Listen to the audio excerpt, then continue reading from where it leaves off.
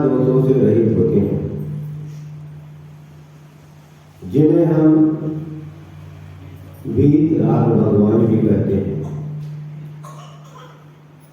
जिनका राग बीत गया ऐसे वीतराग भगवान, जिन्हें हम लोग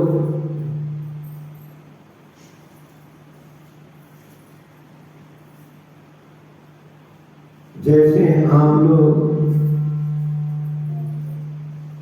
सामग्री चढ़ाते हैं, अच्छी अच्छी सामग्री चढ़ाते हैं, तो सामग्री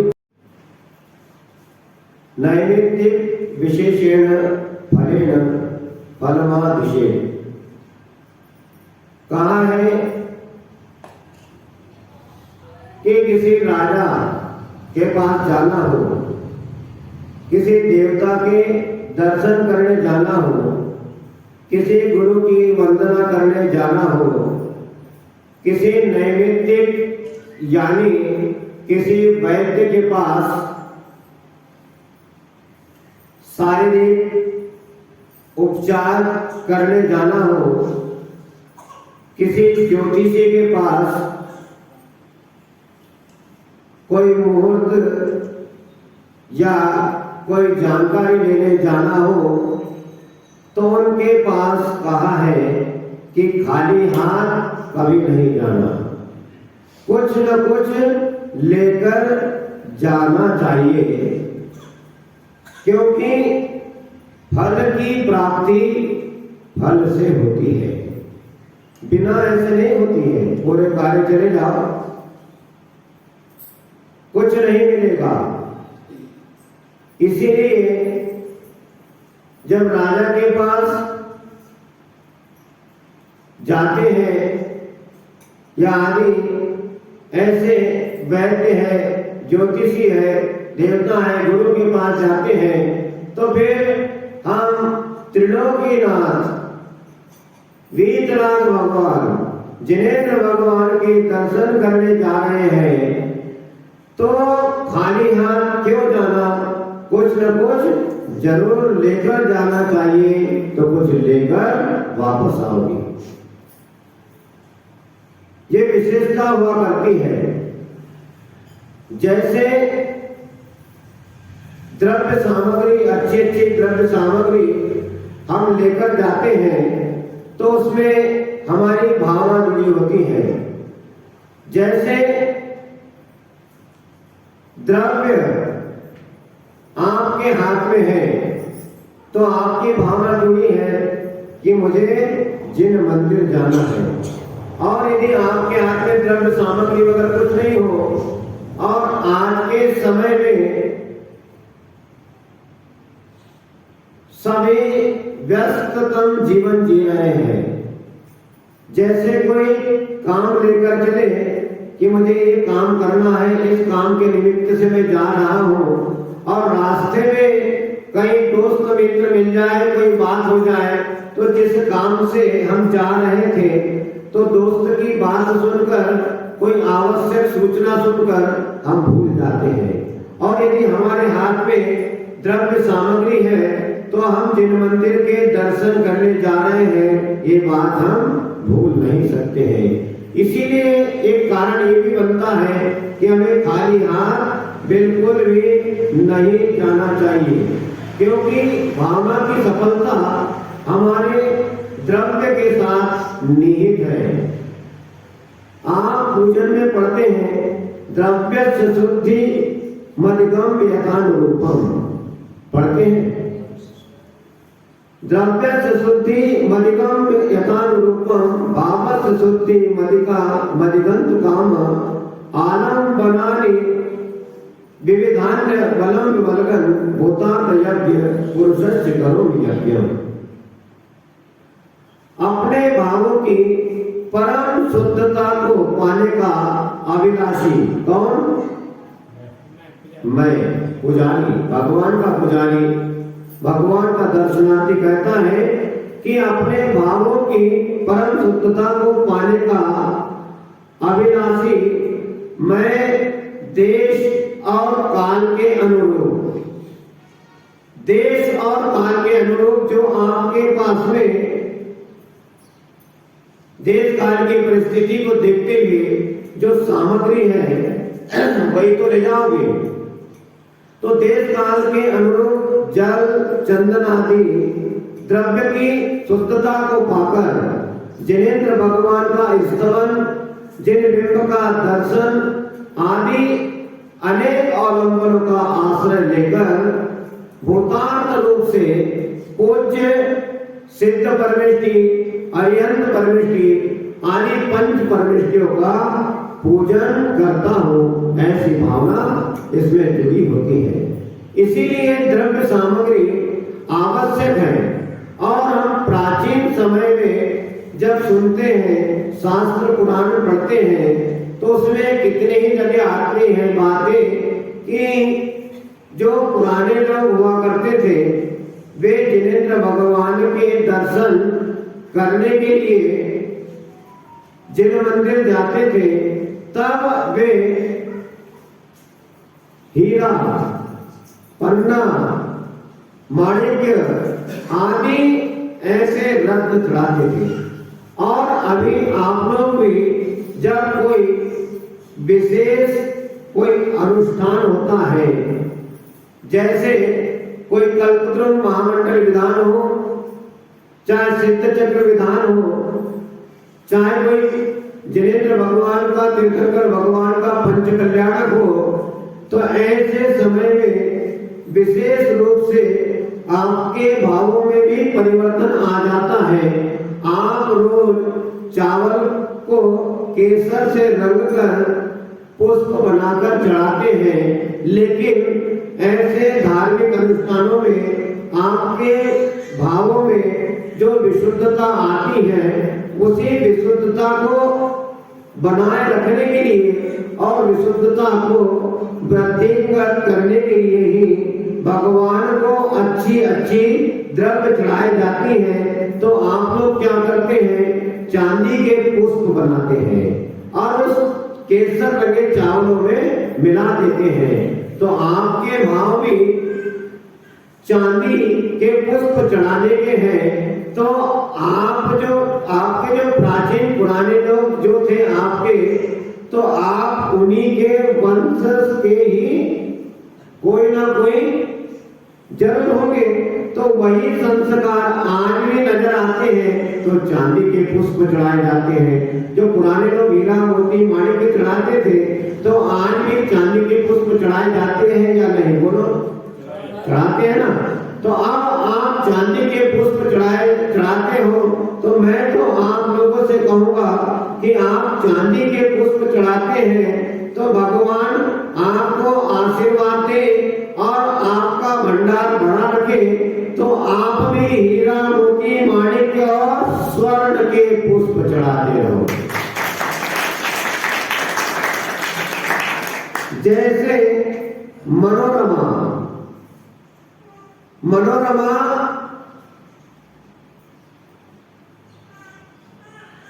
उसका नियम था, भगवान के दर्शन मैं ऐसे ही नहीं करूंगी। मैं प्रतिदिन भगवान के दर्शन के लिए जब जाऊंगी तो गज मुक्ता भगवान के चरणों में चढ़ाऊंगी, फिर उनके दर्शन करूंगी, उसके बाद ही भोजन करूंगी। ऐसा मनोरमा का नियम था। और आज की मनोरमा का क्या नियम हो सकता है? महाराज कहां से लाए गज मुक्ता? लेकिन आज शुद्ध भावों से जो भी मनोरमा हो, चाहे कोई नारायण श्री कृष्ण का भक्त गरीब सुदामा हो, यदि शुद्ध भावों से मुट्ठा में चावल चढ़ाता है तो वही उसके लिए गज मुक्ता है। वही चावल गलमुक्ता बन जाते। इसीलिए भगवान को द्रव्य सामग्री चढ़ाना, उनके दर्शन पूजन करने के लिए द्रव्य सामग्री हाथ में लेकर जिन मंदिर में अवश्य जाना चाहिए। बिना खाली हाथ हमें बिल्कुल भी नहीं जाना चाहिए। एक तिर्यंच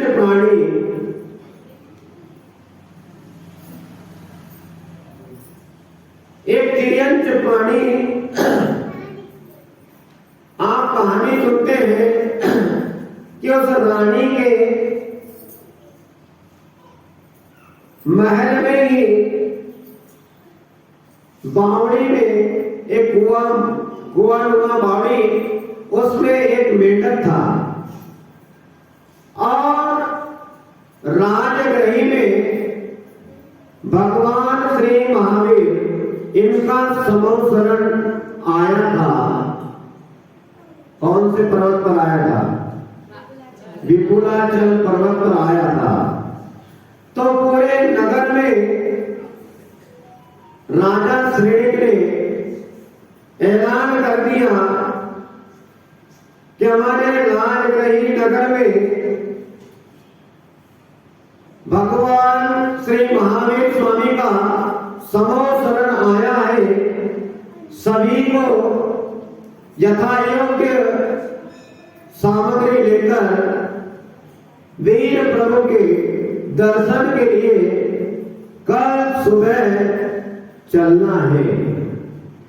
यही आवाज वह तिर्यंच प्राणी कुएं में पड़ा से परम पिता परमेश्वर वर्तमान स्वामी के दर्शन के लिए मेरा भी मन आकुल व्याकुल हो रहा है। मैं इस कुएं से कैसे बाहर निकलूंगा और भगवान के दर्शन कैसे करूंगा, और भगवान के दर्शन करने जाना है तो सागर माताएं में सभी कुछ न कुछ सुवासित सुगंधित द्रव्य लेकर भगवान के चरणों में पहुंचेंगे। मेरे पास क्या है? ऐसे भावों से उस वह रानी पानी के लिए जाते हैं। आप हो कि महाराज वाणी आपसे पानी खींचेगी? जरूर खींचेगी। जो धार्मिक प्रवृत्ति और सदाचार हैं, इनकी बुद्धि शुद्ध साफ सुथरी होती है, आलसी प्रमादी नहीं होते हैं। आज के समय में आप जानते हैं मंदिर पुजारी लगे भैया बोल रहे हैं, और घर में पहले एक दूसरी भी गुंडी हाथ छोड़े एक हाथ बगल में दबाए चले जाते थे। और आज 5 किलो की घगरी यदि दे दी है, कहां जा रहे हैं? डॉक्टर कहां जा रहे हैं? कल 5 लीटर की घगरी सिर पे रख ली थी, मेरी गर्दन की पकड़ गई है। बता, गर्दन लगा है। आपके टॉयलेट में नल, अरे कहां नल लगे? मैं तो कहता हूं कि एक नल ऐसा भी लग जाए, पलंग पे लेटे हैं, एक पाइप बराबर मुंह में उठा एक गिलास पानी की भी आवश्यकता नहीं। ऐसे कहां नल लगा लिए लोगों ने। तो रानी कुएं से पानी निकालती है, और कुएं से जब पानी निकलता है बाल्टी के माध्यम से, तो उस बाल्टी में वह मेंढक आ जाता है। तो रानी क्या करती है? पानी तो रख लेती है, वापस उस मेंढक को कुएं में डाल देती है। फिर वापस आता है। बार बार मेंढक उछल के उस बाल्टी में आ जाता है। ऊपर आ सोचती है कि ये मेंढक बार मेरी में क्यों आ जाता है। तो उससे पूछते हैं कि क्या बात है, तो बार बार बाहर क्यों आ रहा है। तो मेंढक भी अपनी भाषा में कहता है कि रानी साहिबा, आप सभी लोग भक्ति भाव के साथ वर्तमान स्वामी के दर्शन करने के लिए विपुलाचल पर्वत पर जाने के लिए उत्सुक है, उत्साहित है, आनंदित है। तो मैंने ये बात सुनी तो मेरे मन में भी ऐसे ही भाव प्रकट हुए हैं कि मैं भी वर्तमान स्वामी के दर्शन करना चाहता हूँ, इसलिए आपके बारे में बार बार आ जाता हूँ। क्या कहता है किरण पुराणी कि मैं भी वर्तमान स्वामी के दर्शन करना चाहता हूँ, इसलिए आपके बाल्टी में बार बार आ जाता हूँ। अब वह रानी सोचती है यह तिर्यक प्राणी इसके इतने अच्छे स्वभाव, तो वह भी कहती है बहुत अच्छा, आपने जो विचार किया, भगवान करे आपको भी प्रभु के दर्शन हो जाए। मेढक बाहर आ जाता है, रानी अपने काम में लग जाती है, प्राशुद्ध द्रव्य धोना, पानी गर्म करना। उसी बीच अब मेढक है, अब मेढक बाहर आ गया, प्रसन्न हो गया, रानी को धन्यवाद देता है कि चलो इस रानी ने मुझे इस गहरे कुएं से, इस गहरी बावड़ी से बाहर तो निकाल दिया, भगवान इस रानी का भला करे, ऐसा वह तिर्यक प्राणी विचार करता है और भगवान के दर्शन के लिए निकलता है। तो उसे पास में ही कुछ पुष्प लिए होते हैं, उसमें से वह मेंढक एक की पानी जिसमें फूल लगा है, एक पुष्प लेकर अपने मुंह में दबाकर जिनेंद्र भगवान की भक्ति के लिए बड़े आनंदित होकर, बड़ी प्रसन्नता के साथ कि भगवान वर्तमान स्वामी का समोसरण है, ऐसे धीर प्रभु तीर्थ प्रभु के दर्शन मैं भी करूंगा, बड़े उत्साह के साथ। उसके मन में उस समय दूसरा कोई भी विकल्प नहीं था, एक ही विकल्प कि जिनेंद्र भगवान के दर्शन बड़े सौभाग्य होते हैं, किस्मत वालों को होते हैं। तो मैं भी किस्मत वाला हूँ, मैं भी सौभाग्यशाली हूँ, ऐसा वह मेढक विचार करता है और फुदकते फुदकते फुदकते आगे बढ़ता जाता है। और का व्यक्ति जिनेंद्र भगवान के दर्शन के लिए घर से प्रसन्नता के साथ तो निकलता है, और आज के समय में प्रसन्नता आज के लोगों के चेहरे से गायब होते जा रही है, क्योंकि उसको रात दिन टेंशन, समस्याओं का समाधान, एक समस्या का समाधान करता है तो 4 समस्या उसके सामने खड़ी हो जाती है। वह टेंशन में रहता है, और टेंशन इसीलिए हम कहते हैं कि सारे टेंशन छोड़ो, सारी परेशानियां छोड़ो। जब जिनेंद्र भगवान के दर्शन करना है तो सारे विकल्पों को छोड़कर एक ही विकल्प रखना चाहिए कि जिनेंद्र भगवान के दर्शन करने में जा रहा हूँ, बाकी मुझे किसी भी प्रकार के कोई विकल्प से कोई लेना देना नहीं है।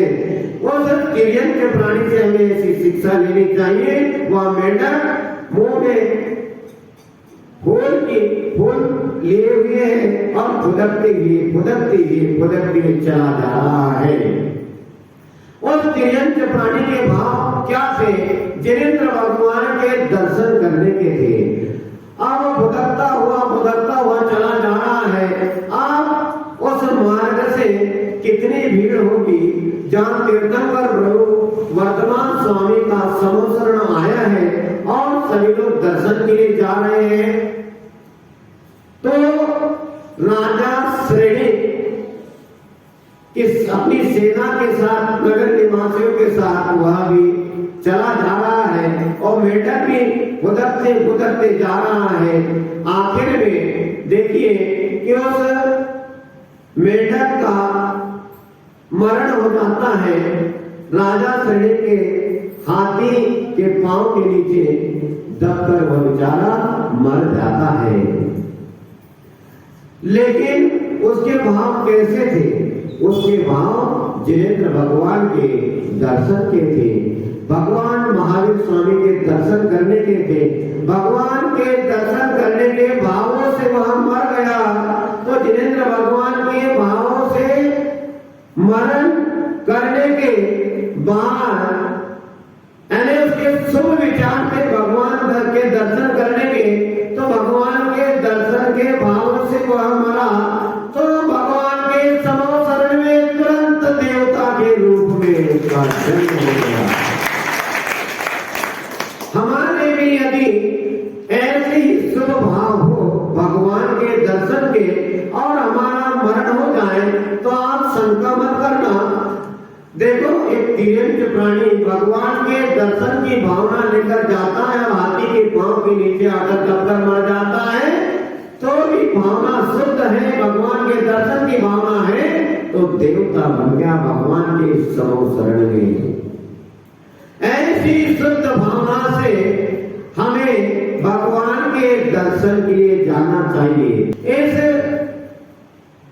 पौराणिक कथा है, इससे हमें यह सीखने को मिलता है कि उस तिर्यंत प्राणी मेंढक के भाव कैसे थे, भगवान के दर्शन के थे।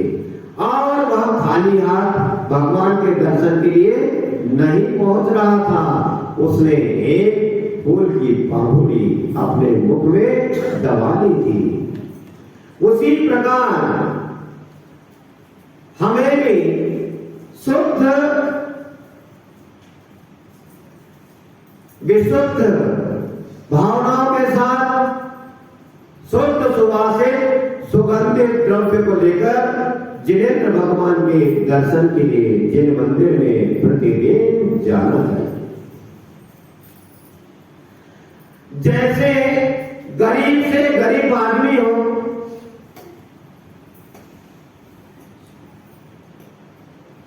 वह भी कुछ न कुछ लेकर जाता है।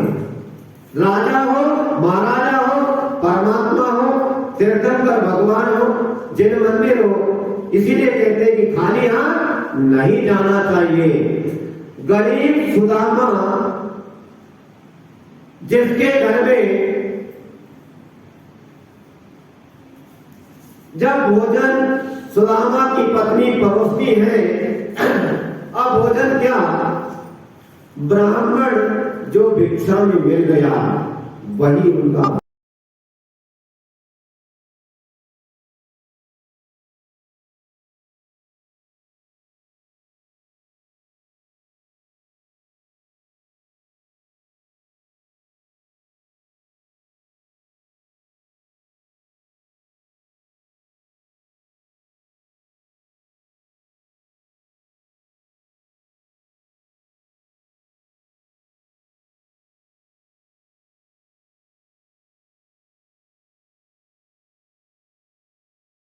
बहुत गरीबी दरिद्रता आ गई जब भोजन के लिए सुदामा और उनके बच्चे बैठे हैं और सुदामा की पत्नी मिट्टी का बर्तन जिसमें उसने मात्र चावल पकाया है बच्चों को परोसती है, पति परोसती है, पतन लगा है, चावल मात्र चावल परोसती है।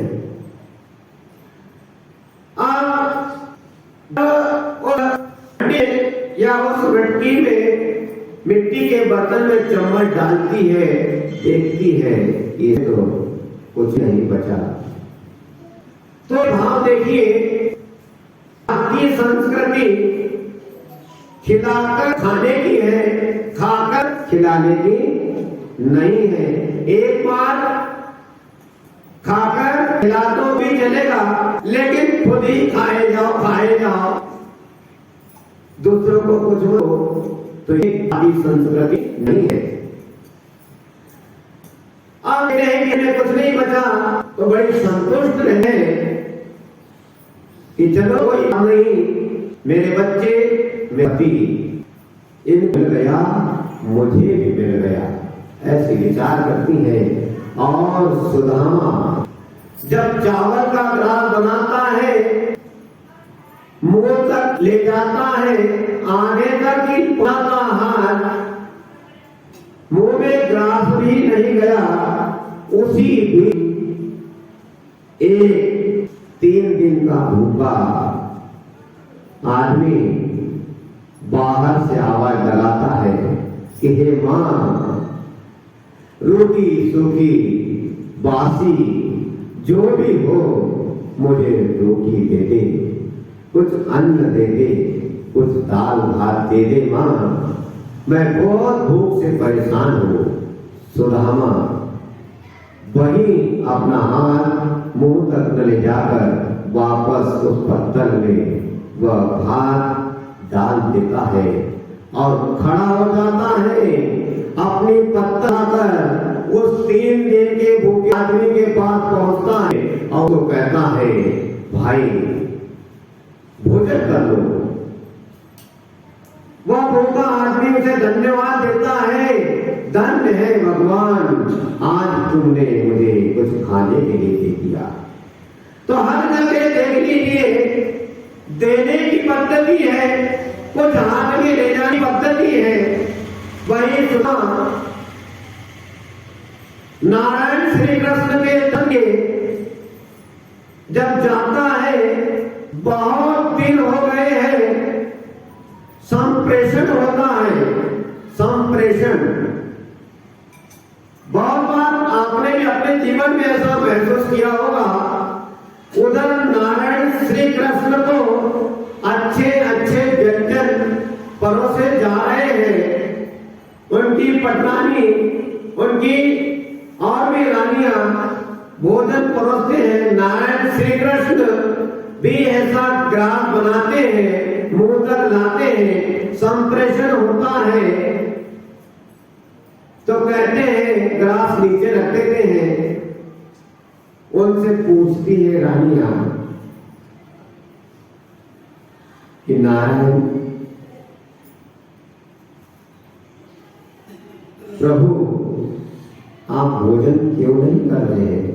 तो नारायण श्री कृष्ण कहते हैं नहीं, मेरा भोजन हो गया है। तो बार बार जब उत्सुकता जागती है सामने वाले के मन में कि ग्रास उठाया और नीचे रख दिया,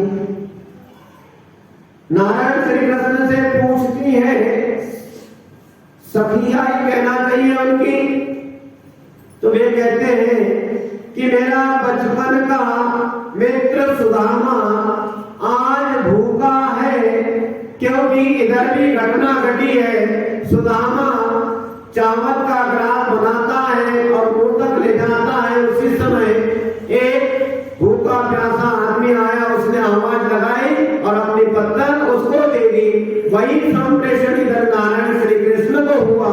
तो नारायण श्री कृष्ण भी भोजन नहीं करते हैं और अपनी रानियों से कहते हैं कि मेरा बचपन का मित्र सुदामा आज भूखा है, मैं कैसे भोजन कर लूं, मैं कैसे भोजन करूं? वह उठ जाते हैं और जब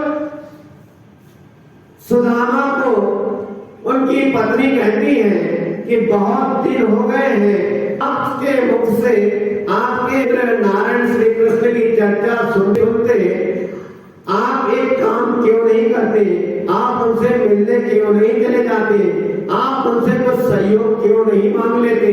लेकिन सुदामा कहता है कि नहीं, सहयोग क्या मांगना, ये तो कर्म का उदय। लेकिन फिर भी जब बात चलती है तो सुदामा नारायण श्री कृष्ण के दर्शन के लिए तैयार हो जाता है।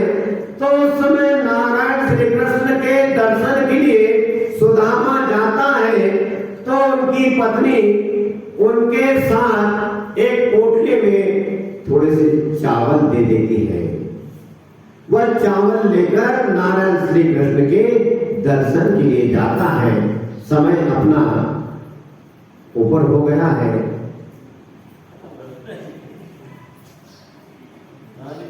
तो चावल लेकर जाता है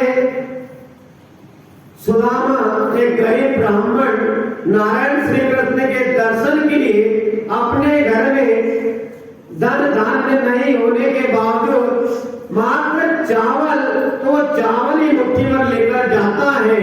तो जब एक गरीब सुदामा नारायण श्री कृष्ण के दर्शन के लिए चावल की मुट्ठी भर चावल की पोटली लेकर जा सकता है, एक तिर्यंच अपने मुख में एक पुष्प की पाखुड़ी ले जा सकता है, तो हम धन धान्य से पूरित जैन लोग अहिंसा के पुजारी जिनेंद्र भगवान के दर्शन के लिए जाए तो खाली हाथ क्यों जाए?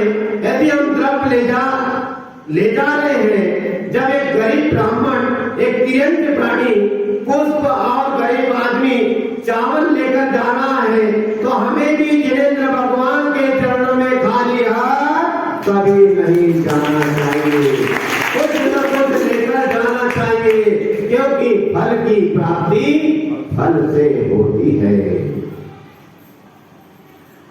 इसके बाद बात ऐसी है, हम बात शुरू करते हैं और हमारी बात पूरी नहीं होती है और समय पूरा हो जाता है। अब कल आपको जय धवला ग्रंथ, महान ग्रंथ है, जय धवला ग्रंथ ने क्या कहा है, आचार्य श्री दीक्षित स्वामी क्या कहते हैं, इस विषय में आप सुनेंगे और समय पर पधारेंगे। आज तो प्रक्रिया में 10 मिनट चले गए, लेकिन कल नहीं, कल 10 मिनट आप बिना